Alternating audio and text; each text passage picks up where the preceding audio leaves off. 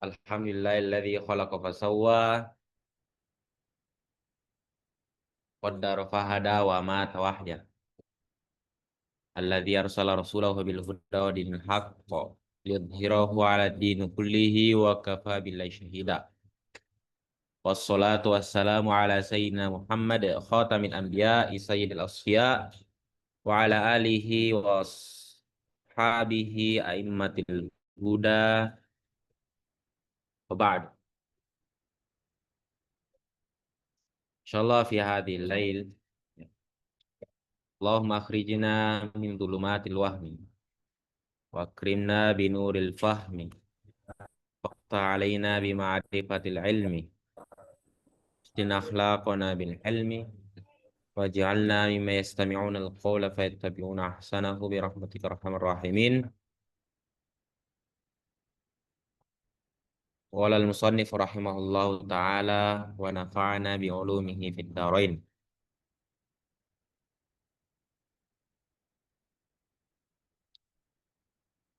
Ikh ya, al-mabahat belum sebelumnya itu. Ya,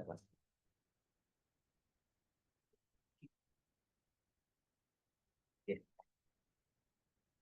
pokoknya lagi.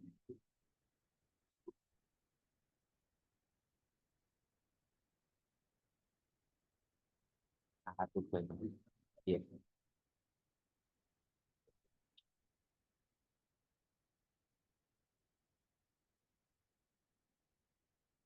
Wa mawani'uhu, dan penghalang warisan ada tiga.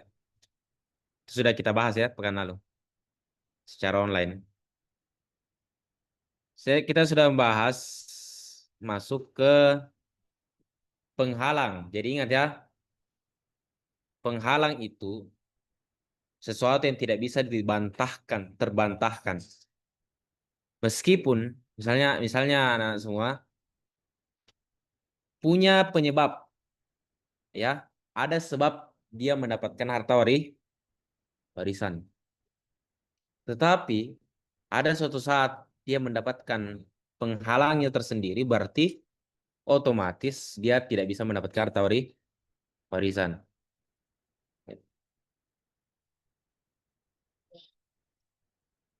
Otomatis tidak mendapatkan harta warisan. Begitu begitu sistemnya. Oh iya, syukran. Bentar aja. Cek, cek.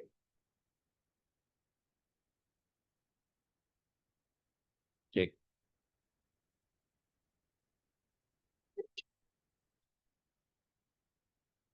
Bagus ini. Tidak pernah dipakai. Bagus.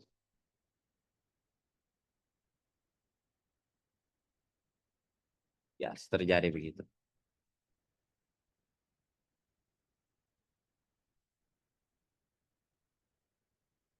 Kalau tidak bagus, jangan dipakai. Iya, biar ini saja begini.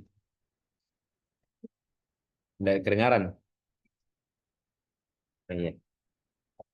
Nah, seperti demikian, bisa didengar di atas.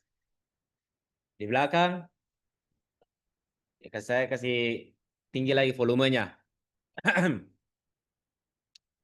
Jadi begitu, seperti penghalang itu. Jadi kalau misalnya kita mendapatkan sebuah penghalang, misalnya di dalam diri kita ada penghalang mendapatkan harta warisan, tidak bisa kita dapat itu.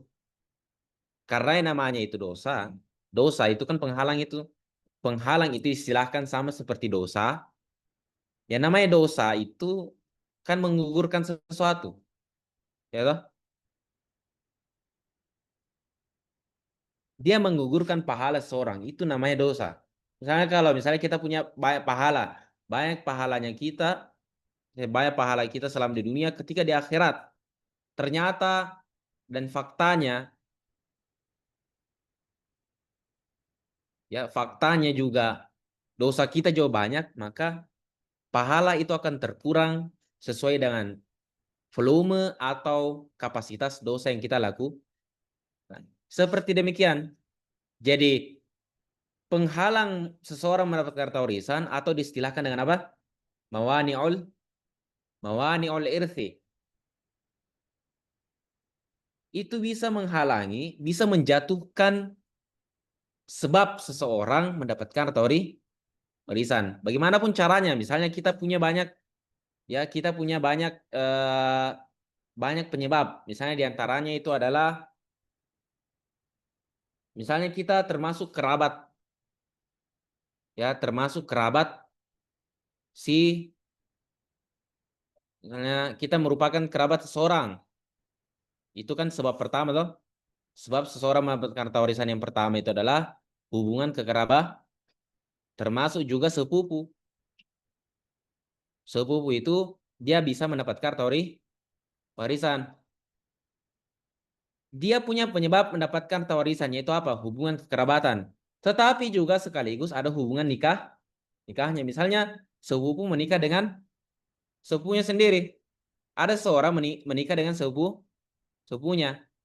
Ketika seseorang ini meninggal, ya, ketika seseorang ini meninggal, berarti kan ada seseorang menikah dengan sepupunya.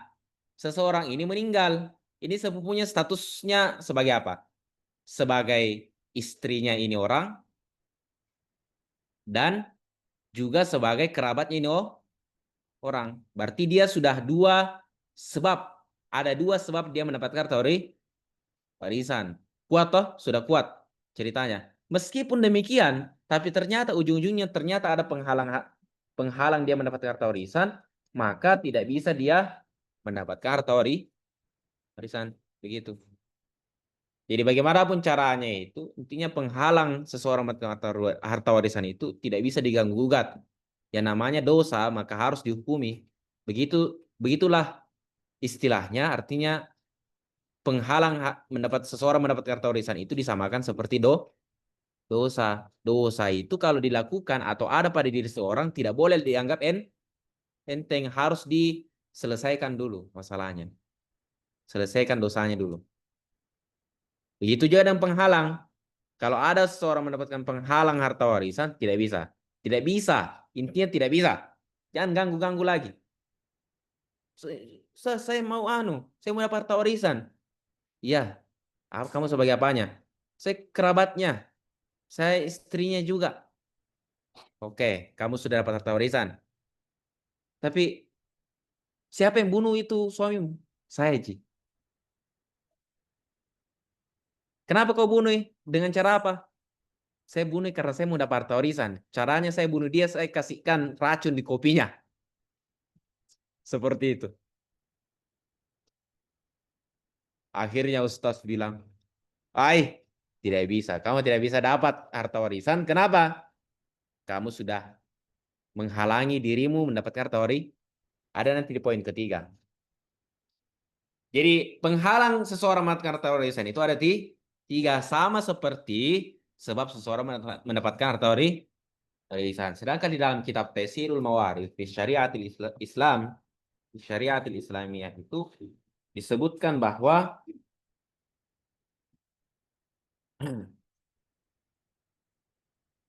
seseorang terhalangi mendapatkan harta warisan itu ada empat.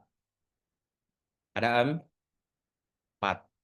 Tapi satunya itu masuk di bagian poin kedua nanti. Masuk. Seperti itu. Pertemuan sebelumnya kita telah membahas satu penghalang.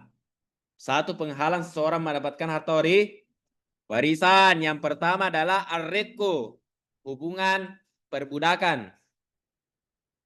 Hubungan perbudak sama aja sebenarnya. Sebenarnya di penyebab seseorang mendapatkan harta warisan juga itu, penyebab seseorang mendapatkan harta warisan itu adalah apa itu? Salah satu penyebab seseorang mendapatkan harta warisan, poin yang ketiga apa? Hubungan perbudak. Apa bedanya hubungan perbudakan di sini dengan perbudakan? Hubungan perbudakan yang ada pada penghalang mendapatkan harta warisan. Apa bedanya? Nah,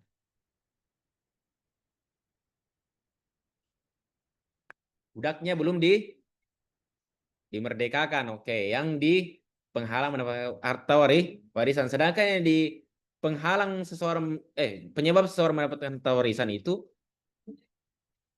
budaknya sudah dimerdekakan. Demikian, ya. Ada hubungannya perbudakan, tetapi satu mantan, satu bukan. Satu mantan, tapi satu ada status.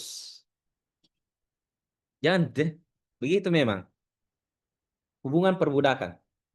Kenapa? Apa alasannya seseorang itu terhalangi? Ya, seseorang yang memiliki hubungan perbudakan itu, status perbudakan itu terhalangi dari mendapatkan warisan. Kenapa? Ada dua sisi. Sudah saya jelaskan jelas ya pekan lalu atau masih samar-samar? Jelas Ji. Jadi saya ulangi lagi kalau misalnya ada yang mengantuk karena kemarin pekan lalu itu saya lihat sedikit demi sedikit kayak ada yang mengantuk.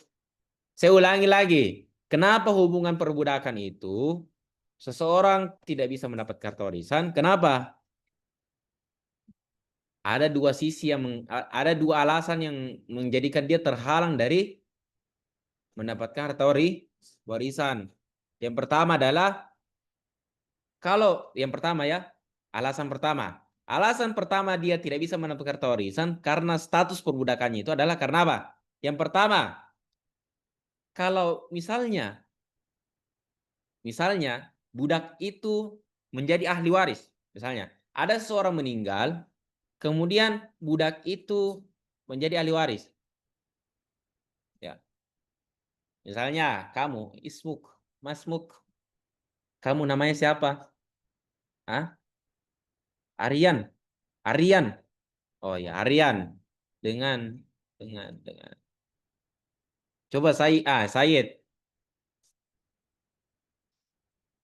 Contoh ya. Ini contoh nih, Said. Misalnya, siapa yang menjadi budak di sini? Siapa menjadi budak? Kamu tidak mau? Oh, contoh saja, Said. Nah. Jadi saya Said sebagai budak.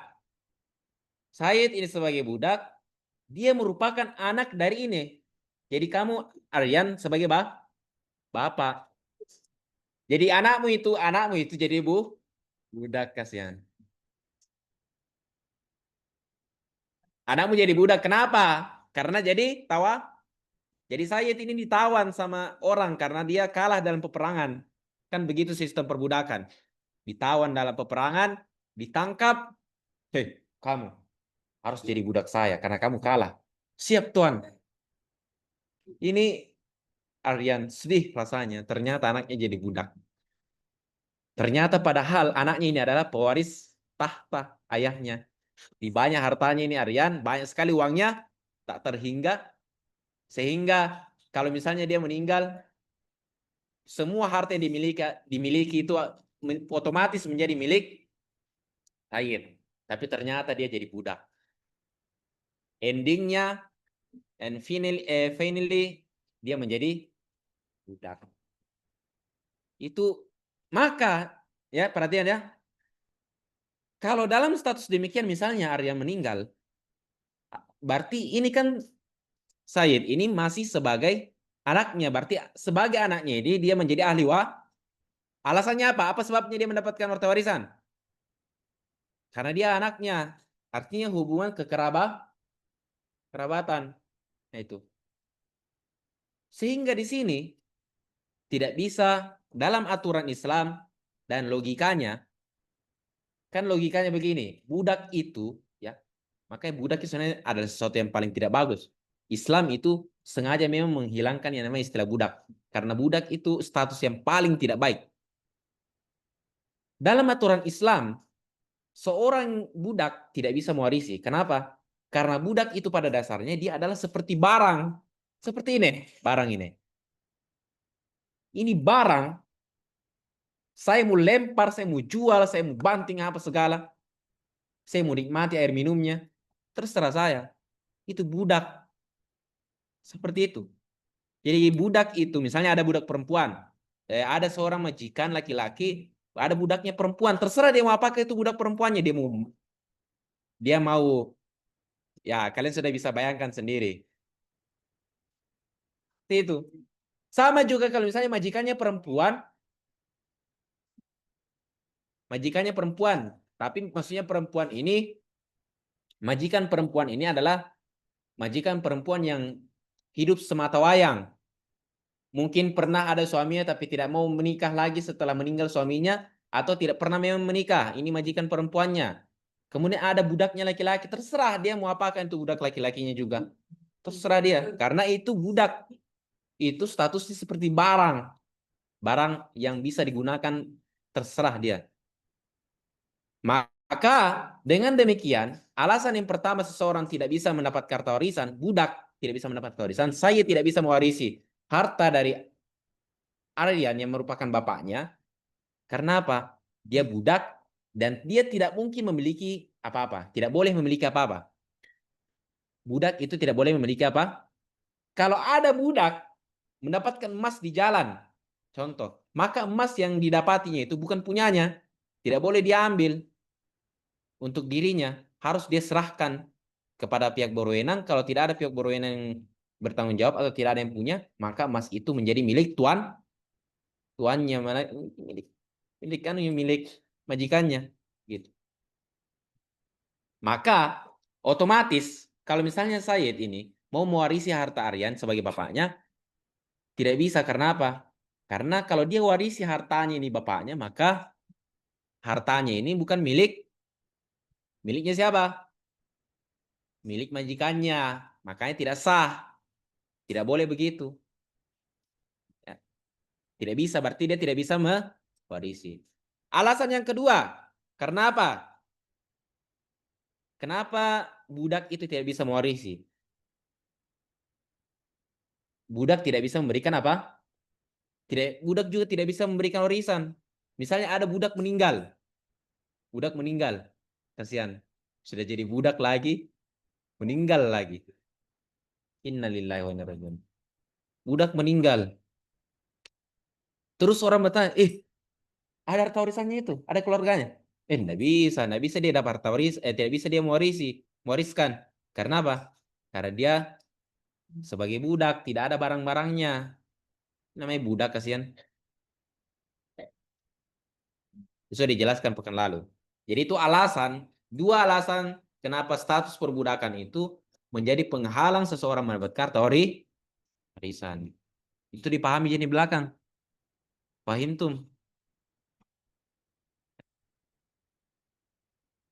Alasan yang kedua, kenapa seseorang tidak bisa mendapatkan harta warisan? Artinya menjadi penghalang dia mendapatkan harta warisan. Alasan yang kedua adalah, coba dilihat kitabnya.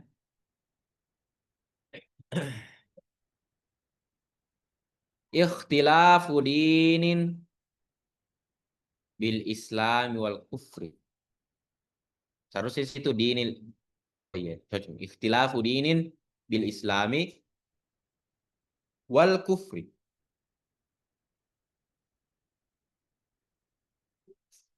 Nah, ikhtilafu dinin bil Islami wal kufri.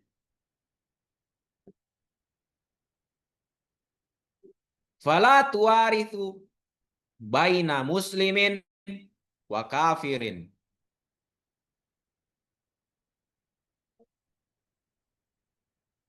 Fala tuwarithu,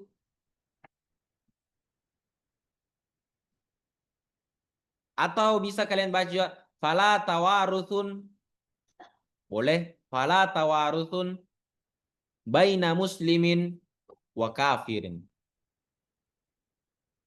Apa terjemahannya itu?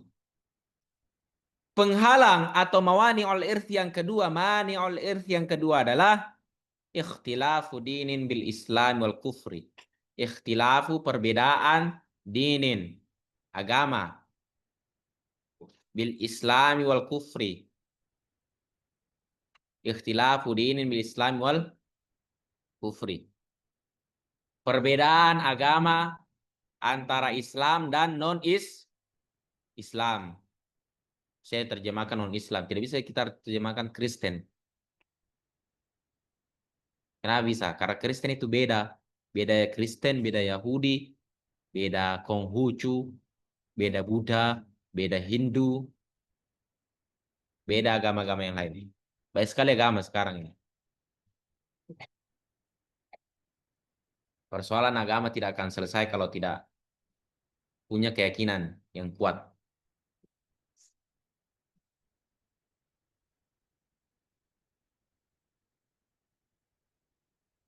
Perbedaan agama antara Islam dan non-Islam. Fala tawaruthun, sehingga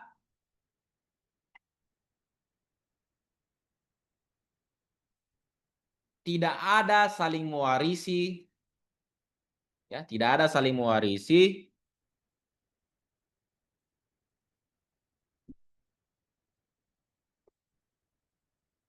antara Muslim dan kafir. Tidak ada saling mewarisi antara Muslim dan kafir. Ini sudah jelas. Perbedaan agama antara Islam dan non-Islam, sehingga tidak ada saling mewarisi antara Muslim dan kafir atau non-Islam. Tidak ada. Kalau sudah beda, misalnya lagi, kita ambil contoh lagi. Siapa yang jadikan contoh? Itu yang paling belakang. Ya, kamu yang lihat saya. Iya, kamu. Iya, kamu. Jangan menoleh ke orang lain lagi. Iya, kita. Smoke. Your name. Khairul. Iya, Khairul. Dengan kamu juga yang paling belakang itu. Iya, kamu. Iya. Ah, Rai. Raisal. Raisal dengan Naisal atau Raisal? Naisal. Naisal dengan Khairul. Khairul, Khairul atau Khairul. Boleh. Penting dalam bahasa Arab begitu. Khairul ternyata punya hubungan persaudaraan kandung dengan Naisal ternyata. Setelah disuruh-suri. Ternyata ya, suatu saat wafatlah Khairul. Tiba-tiba datang Naisal. Saya saudara kandungnya. Berapa harta warisannya itu? Harta warisannya adalah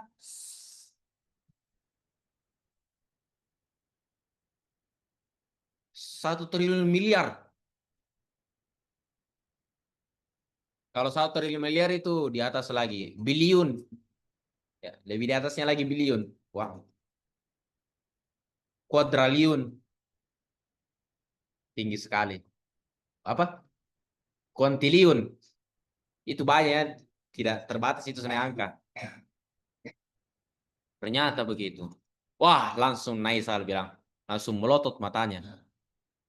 Dalam hatinya bilang, saya harus cepat-cepat dapat harta warisan ini. Kalau tidak saya dapat harta warisan ini, bahaya ini. Saya bisa terlensirkan. Bahkan orang bisa melupakan saya. Kalau saya sebenarnya saudara kandungnya ini orang. Satu ayah, satu ibu.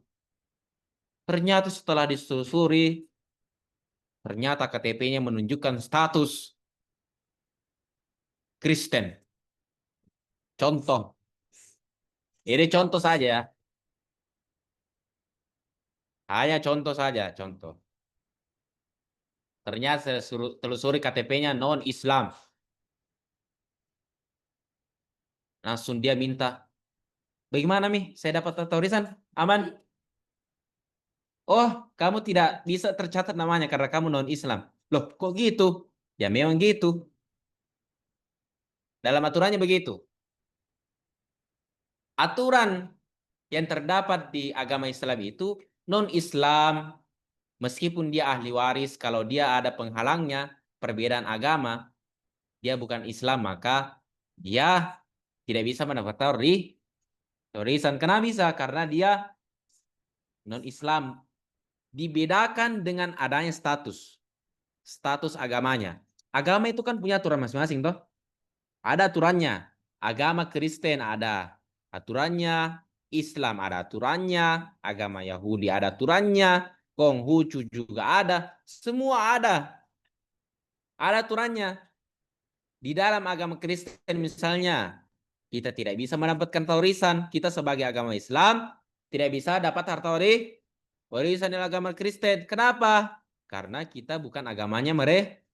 Di dalam agama kita juga Islam tidak bisa kita kasih harta warisan seenak-enaknya saja meskipun dia ahli waris kepada orang yang non-Islam ini, Kristen ini. Kenapa? Karena dia bukan agama bukan rasis sebenarnya ini. Jangan kamu kira Islam itu rasis. Karena memang begitu aturannya. Kalau kamu mendapatkan warisan, maka masuklah ke dalam karena Islam itu ada aturannya. Kalau kamu mendapatkan warisan, berarti otomatis kamu siap mengikuti aturan yang ada di dalam berarti masuklah ke dalam Islam baru dapat warisan. Begitu. Iya. Contoh misalnya lagi. Misalnya tadi, menghadaplah Naisa lagi kembali. Naisa lagi kembali menghadap. Hakim, saya dapat harta warisan. Insya Allah saya dapat. Kenapa bisa? Kau bilang dapat harta warisan. Alhamdulillah saya sudah masuk Islam. Buktinya apa? Itu saya bilang Alhamdulillah. Coba buktikan lagi. Asyhadu an la ilaha illallah. Asyhadu anna Muhammadan Rasulullah. Oke, kamu dapat harta warisan. Meskipun waktu sudah meninggal, misalnya Khairul sudah wafat, tetapi status Naisal masih Kristen, tetapi seiring berjalan waktu, dia mendapatkan harta warisan, ya ceritanya dia masuk Islam itu dapat harta warisan. Tapi tidak apa-apa, yang penting pertahankan Islamnya. Jangan main-mainkan Islam. Jadi Naisal masuk ke dalam Islam untuk mendapatkan harta warisan, tidak mengapa. Tetapi kalau misalnya, bagaimana hukumnya Ustaz kalau misalnya dia mau masuk Islam hanya dapat harta warisan? Boleh dia dapat harta warisan karena statusnya sudah berubah menjadi Islam. Ustaz, bagaimana kalau misalnya setelah mendapatkan harta warisan dia masuk lagi kembali Kristen? Maka dia telah mempermainkan agama. Tanggung dosanya sendiri. Apakah uangnya kembali Ustaz? Harus ditarik kembali? Tidak bisa. Karena dia mendapatkan harta warisan ketika statusnya sudah Islam. Bisa dipahami?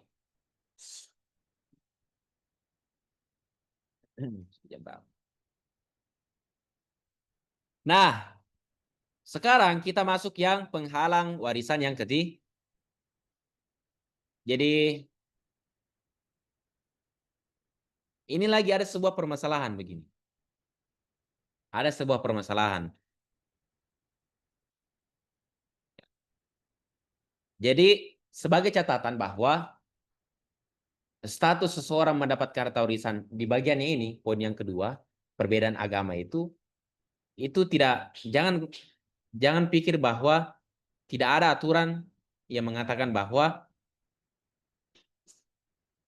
status keislamannya orang yang mendapat kartu waris, status keislaman ahli waris itu, atau status agama ahli waris itu bisa mendapatkan warisan itu terhitung dimulai dari meninggalnya si mayit. Tidak ada aturan begitu. Tidak ada aturan yang mengatakan bahwa ahli waris bisa mendapatkan harta warisan kalau misalnya dia Islam ketika meninggal 1 detik setelah meninggal tua yang memberikan warisan. Ya, jadi tidak ada aturan begitu. Tidak ada aturan yang mengatakan bahwa ahli waris bisa mendapatkan harta warisan jika 1 detik setelah meninggalnya yang mewariskan ini dia dalam kondisi Islam. Tidak ada aturan begitu. Yang ada aturan mengatakan bahwa ketika ingin membagikan, ketika sudah tiba saat pembagian harta warisan, jadi saat pembagian harta warisan itu saat kapan? Jangan saat meninggal si mayit. Saat setelah dibagi itu hak-hak yang berkaitan. Masih ingat toh?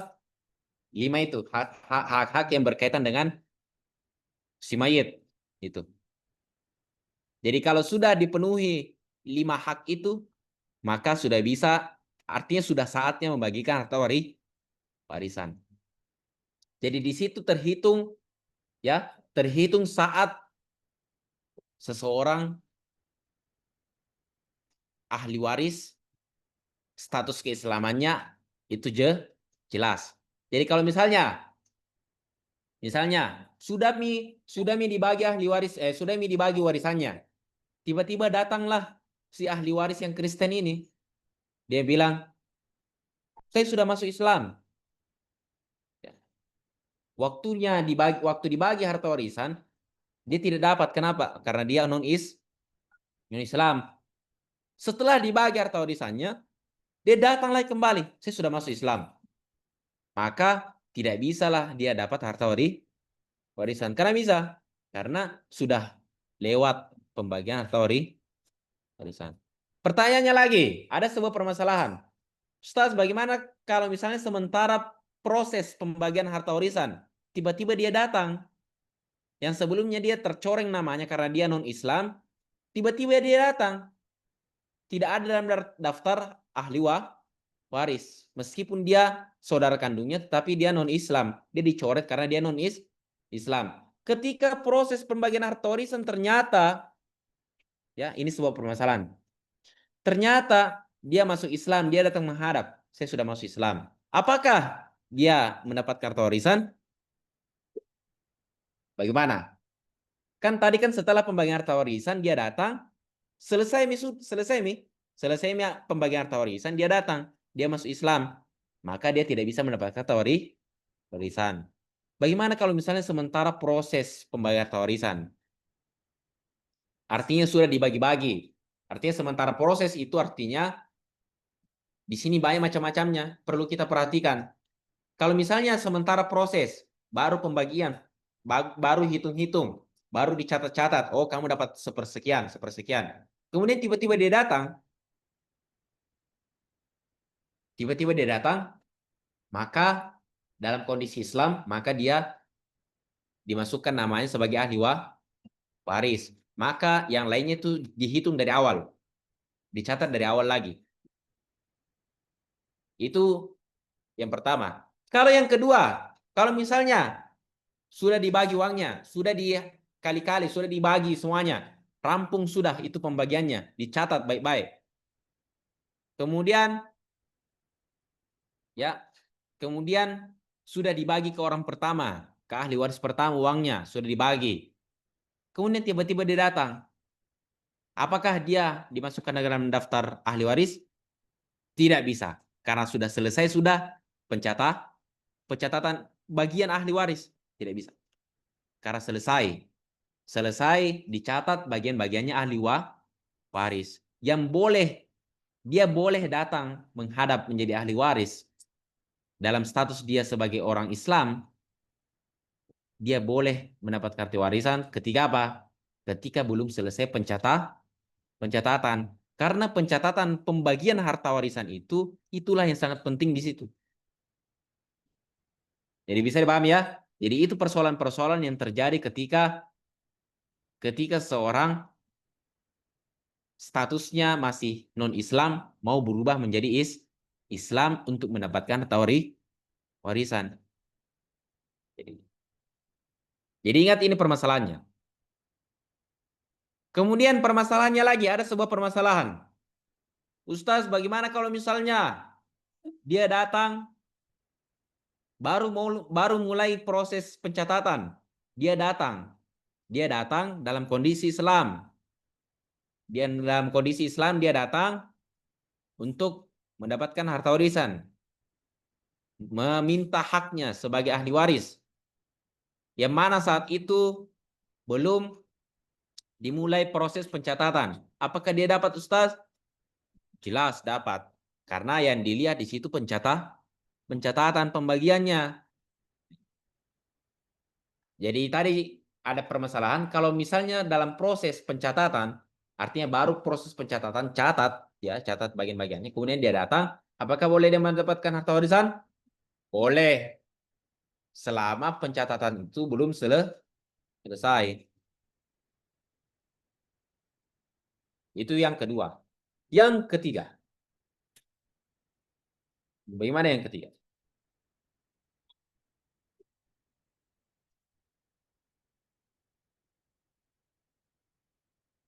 Yang ketiga adalah al-qatlu.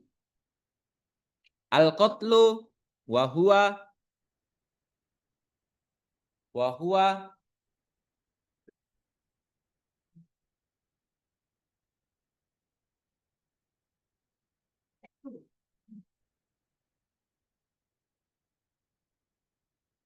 mani'un lil qatili faqat.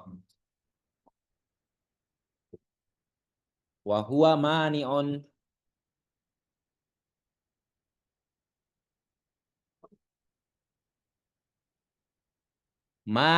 lil qatili faqat la lil maqtuli.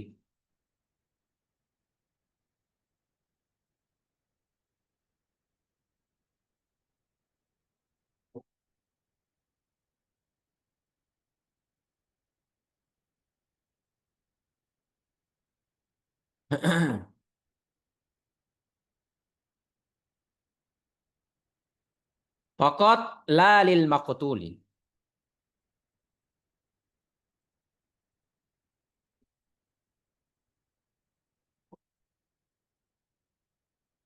La lil maqtuli.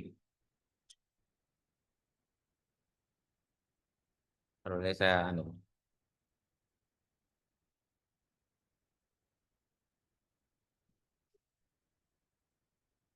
Fa innahu qad yarithu qatilahu fi ba'dil usuri.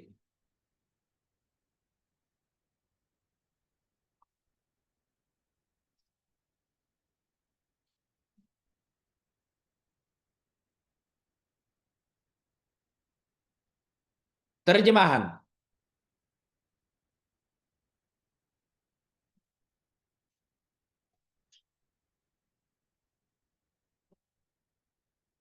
Pembunuhan. Al-qatlu pembunuhan.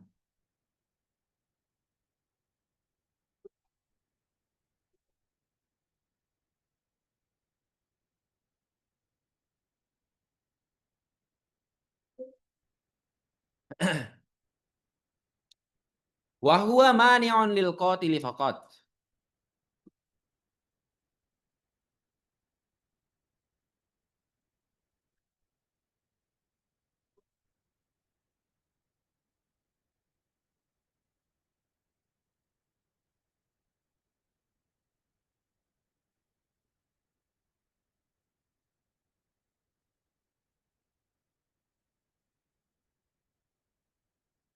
Ya ini penghalang bagi si pembunuh saja. Penghalang bagi si pembunuh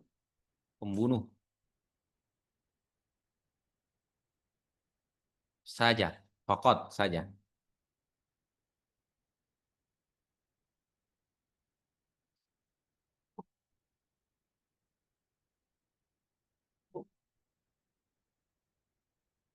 La lil maktuli.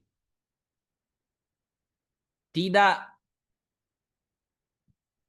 bagi si terbunuh.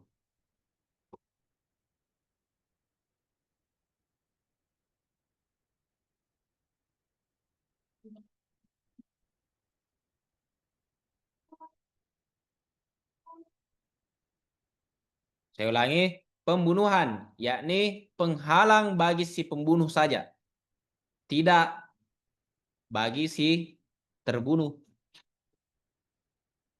Fa innahu qad yarithu qatilahu fi ba'dil ursuri. Karena si terbunuh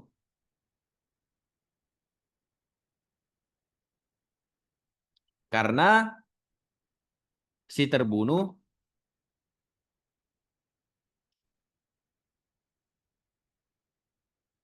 bisa saja mewarisi pembunuhnya.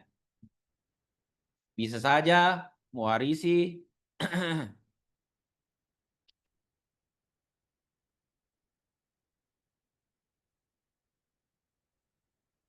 pembunuhnya fi ba'dil usuri. dalam sebagian waktu atau pada sebagian waktu.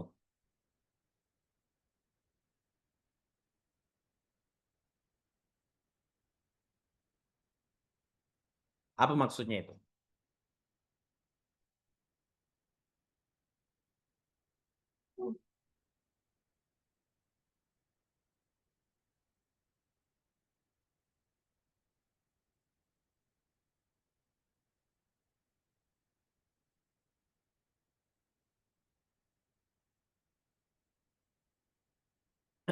Jadi di sini kita lihat dulu ya.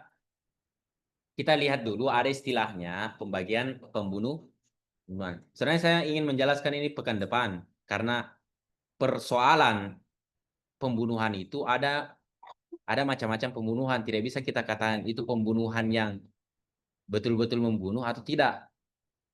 Karena di dalam beberapa mazhab itu ada yang memang membagi pembunuhan itu menjadi beberapa bagian. Ya, jadi saya hanya sedikit spoiler. Jadi saya nanti pekan depan kita lanjut lagi nih. Jadi pembunuhan itu adalah pencegah mendapatkan warisan untuk siapa saja? Untuk si pembunuh. Adapun yang terbunuh apakah dia terhalangi dari mendapatkan warisan? Tidak. Kenapa? Karena terkadang yang terbunuh itu bisa mewarisi yang membunuh dalam sebagian waktu pada suatu saat gitu. Ibadil usul itu suatu saat. Bagaimana itu maksudnya? Itu akan jelaskan pekan depan. Karena sebenarnya persoalan pembunuhan itu ada bagiannya fikih fikih jinayat. Jelaskan dalam fikih jinayat itu pembunuhan itu ada 3 bagian. Ya, ada 3 yang di belakang. Perhatikan jangan sampai kamu membunuh, kamu tidak tahu jenis pembunuhanmu apa. Jadi pembunuhan itu ada juga jenis-jenisnya. Ada juga macam-macamnya. Tidak semua pembunuhan itu yang betul-betul membunuh. Yang sengaja memang. Karena pembunuhan itu ada 3 macam. Dalam fikih jinayat itu disebutkan bahwa pembunuhan itu ada 3 macam. Yang pertama adalah qatlul amdi. Pembunuhan yang memang sengaja. Apa itu qatlul amdi? Qatlul amdi. Amdun. Amdun itu sengaja. Apa itu qatlul amdi? Pembunuhan yang sengaja. Bagaimana itu model yang dimaksud dengan sengaja? Pembunuhan yang dikatakan sengaja. Apa yang dimaksud itu? Jadi maksud pembunuhan sengaja itu adalah ada rencana memang membunuh. Saya mau racuni dia sebentar itu. Misalnya, oh saya sebentar, saya mau jaga-jaga di lorong. Saya mau patek dia. Oh sebentar, saya punya rencana. Sepertinya saya harus Sepertinya saya harus pergi ke kompleks 1. Saya mau hadang dia, kemudian gerek lehernya sampai berdarah-darah, putus. Itu pembunuhan. Oh, saya pokoknya sebentar saya mau, kalau pulang ke kamar, saya mau mutilasi dia, potong menjadi 300 bagian. Ya begitu ya, ada kasus sekarang, kalian tahu enggak? Ada kasus sekarang itu yang lagi marak-maraknya itu, kasus yang terjadi antara pacar laki-laki dan pacar perempuan. Ini pacar-pacaran. Jadi dia perempuan yang dimutilasi siapa? Nanti saya cerita dulu. Tunggu. Mungkin saya cerita saja sebagai pembelajaran. Ini pacar-pacaran ini. Seorang mahasiswa pacar-pacaran. Perempuan ini mahasiswa, laki-lakinya sebagai ya laki-lakinya pacar laki-lakinya ini pekerjaannya sebagai pemotong sapi. Potong-potong sapi ada kerjanya. Mahasiswa ini ngekos dia. Dia ngekos, kemudian dia tinggal barengan dengan pacarnya. Jadi belum menikah. Dia belum menikah dengan pacarnya itu. Ya, jadi ini pacar laki-lakinya ini sudah tahu ada kerjaannya potong-potong sapi, potong daging mungkin. Mungkin dia bilang, "Oh, saya punya pacar ini. Saya bangga dengan pacar saya, dia bisa menafkahi saya. Saya bangga karena bisa tinggal dengan saya." Dan dalam pikiran saya pun tidak mungkin mereka berdua tinggal di situ tidak ngapa-ngapain, pasti ngapa-ngapain. Ya toh? Tidak mungkin pasangan pasangan pasangan ya perempuan dan laki-laki yang tidak ada status hubungan nikahnya tinggal di dalam kos atau di dalam suatu tempat kalau tidak ngapa-ngapain. Pasti ngapa-ngapain. Ya pasti ada jebol, ya. Jebol gitu. Dia bangga punya pacar cowoknya itu dia bangga karena bisa menafkahinya. Perempuan ini kasihan dia tidak memang tidak memiliki kurang hartanya, tetapi ini perempuan ya, iya, dia berasal dari keluarga yang miskin yang tidak yang bisalah dikatakan kurang mampu. Tapi dia beruntung punya cowoknya itu yang bisa bekerja, ada penghasilannya. Tetapi yang mirisnya itu perempuannya ini memang dia memang sayang dengan cowoknya. Tetapi yang menjadi kekurangan dia adalah karena dia terlalu banyak nuntut, terlalu banyak gaya hidupnya. Perempuannya terlalu banyak gaya hidupnya sehingga ya gaya hidupnya dia pokoknya dia banyak bergaya. Ya, dia TikTokers juga saya lihat-lihat. TikTokers ya, dia banyak sekali gaya hidupnya. Dia nuntut sama cowoknya belikan ini, belikan itu sampai-sampai HP-nya itu HP lipat. HP Samsung lipat itu Masya Allah. Yang betul-betul memang ya sering juga tantrum katanya. Itu ceweknya itu katanya tantrum kalau tidak dituruti apanya. Ya begitulah. Suatu saat mungkin sudah pusing stres ini cowoknya ini. Dia pulang kerja, mungkin ceweknya mojo, ya mojo dia. Jadi dia tutup kamarnya itu, dia tutup kosnya itu, ya dia tutup kosnya itu, kuncikan itu ya calonnya itu saya tidak tahu mungkin calon tapi faktanya si dia sudah meninggal ya. Dia tutup itu cowoknya itu kamar itu kos. Ini cowoknya menunggu di luar selama beberapa waktu menit. Dia stres. Di samping dia kerja, di samping juga dia stres dengan tuntutan gaya hidup perempuannya itu, ceweknya itu. Di samping itu, di samping itu juga ya baku marah mungkin dia sudah tidak tahan setelah dibukakan pintu selama beberapa waktu dia langsung bawa itu seret perempuannya menurut kronologi dia seret perempuannya itu ceweknya ke dalam kamar mandi di dalam kamar setelah itu dia gerek lehernya kemudian dia potong beberapa bagian dia mutilasi sampai 60 bagian katanya itu dibuang-buang ada kakinya saya lihat itu di kakinya saya ada lihat videonya itu kakinya tercecer-cecer kemudian sebagian dagingnya itu dibuang ke dalam jurang itu ceweknya itu kasih yang dipotong-potong dibuang di dalam jurang sebagian dipecah-pecah kemudian kepalanya juga ya kepalanya itu disimpan di dalam lemari dalam kosnya itu ngeri ya. Saya mengikuti kasusnya itu seakan-akan saya berada di dalam itu. Saya lihat itu kejadiannya. Saya juga lihat gambarnya. Wah, Masya Allah, ngeri. Itu kasus. Yang menjadi pelajaran di situ adalah yang pertama, jangan jangan asal-asal, jangan pernah sama sekali merasakan yang namanya pacaran yang seperti demikian. Saya, saya secara pribadi masih masih 50-50 dengan yang namanya pacaran. Meskipun ada ulama, ada sebagian orang yang mengatakan ada istilahnya pacaran halal, yang penting terjaga. Itu yang distilahkan ta'aruf. Ta'aruf kan dalam Islam ada ya. Ada dalam Islam itu istilahnya ta'aruf. Artinya masa pengenalan antara calon istri dan calon suami itu.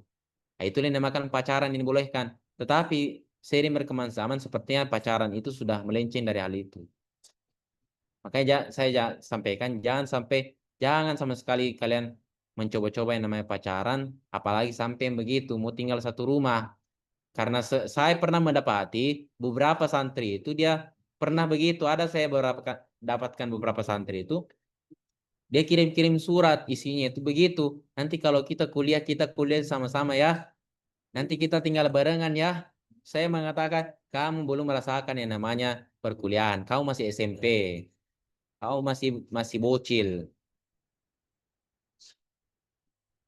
Kamu belum merasakan yang namanya kekerasan hidup, kerasnya hidup ini. Jadi saya katakan, saya berikan nasihat kepada adik semua, jangan sama sekali melakukan atau punya hubungan status dengan seseorang kalau kalian tidak mampu mengendalikan hawa nafsu dan sebagainya. Jadi jangan sampai demikian ya. Bagaimana nih kalau begini? Kalau misalnya kasusnya seperti demikian bagaimana? Ya, saya juga tidak bisa bela ini cowoknya atau laki-lakinya. Kenapa? Karena dia melakukan kesalahan yang besar, melakukan pembunuhan.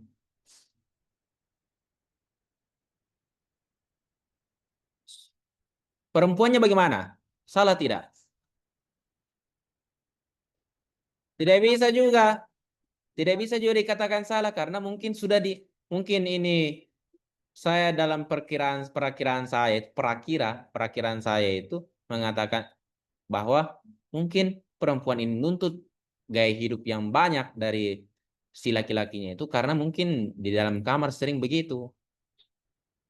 Biasanya kan perempuan begitu kalau ya, saya tahu psikologisnya, saya tahu karena saya juga pelajari bagaimana kondisi psikolog atau jiwanya itu perempuan maupun laki-laki, saya dalami semua itu. Bagaimana begitu model-modelnya. Tidak bisa kita salahkan begini. Misalnya tidak bisa kita salahkan satu pihak. Intinya adalah dua-duanya salah. Ya, demikian. Nah, itu mengenai pembunuhan. Nah, itu yang pembunuhan seperti demikian adalah pembunuhan sengaja.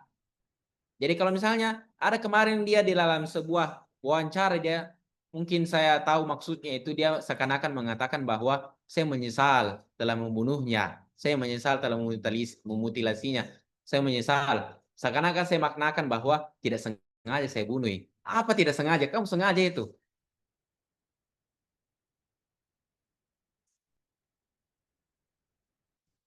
Jadi hati-hati.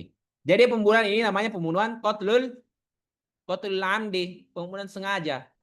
Ada yang kedua namanya qatlul syibil amdi. Ini macam yang kedua, jenis pembunuhan yang kedua adalah qatlul syibil amdi, pembunuhan syibil amdi, menyerupai sengaja. Bagaimana itu pembunuhan menyerupai sengaja? Kita akan jelaskan pekan depan. Yang ketiga adalah pembunuhan tidak sengaja. Pembunuhan tidak sengaja. Ada pembunuhan yang seperti sengaja, ada pembunuhan yang juga tidak sengaja. Tetapi semua yang namanya juga tetap namanya pembunuh. Kemudian bagaimana efek penghalangnya terhadap mendapatkan harta warisan? Kita akan bahas pekan depan. Wallahu alam.